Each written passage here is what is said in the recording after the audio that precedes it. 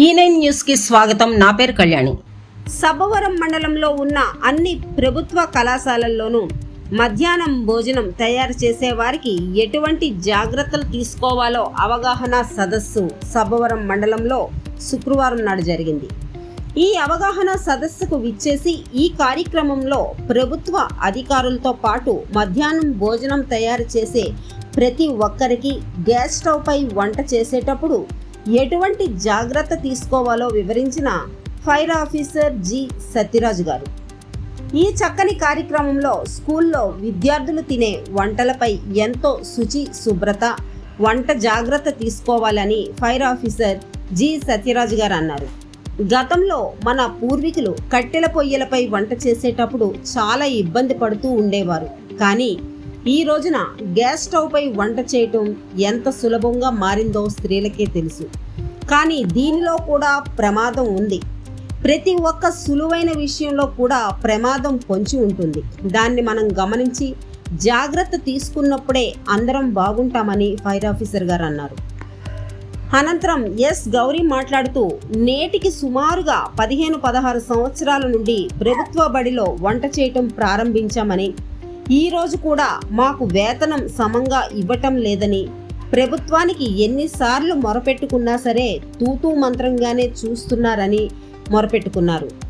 E9 విలేకరి అమ్మ, మీరు ఈ వంటలు చేసే కార్యక్రమంలో ఎప్పటి నుంచి చేస్తున్నారు? ఇది మీకు ఇబ్బందిగా ఉందా అని విలేకరి అడిగిన ప్రశ్నలకు గౌరీ సమాధానం చెప్తూ, సార్, మా పిల్లలకు మేము ఇంట్లో కూడా వంట చేసి పెట్టుకుంటాం.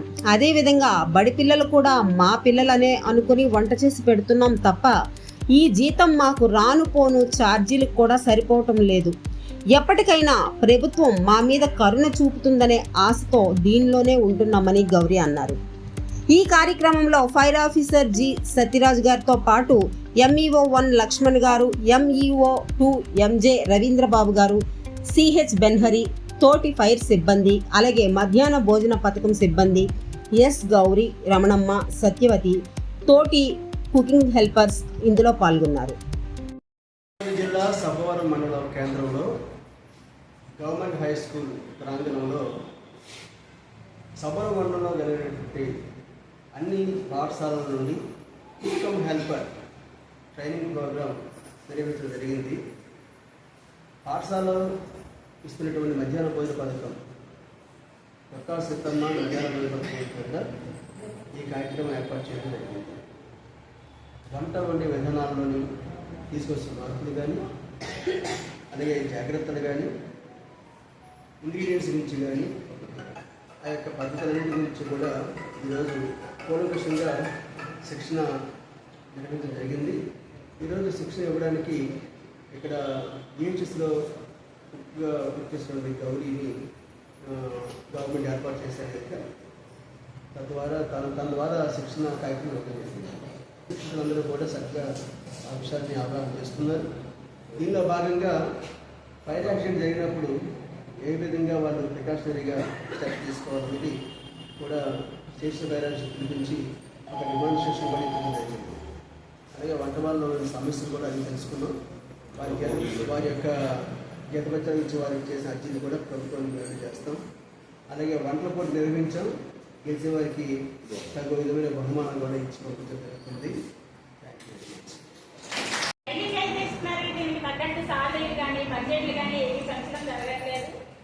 విజయవాడ ట్రైనింగ్ అంటున్నారు, విజయవాడ నుంచి తీసుకొచ్చి మళ్ళీ మండలాల్లో ట్రైనింగ్ అంటున్నారు.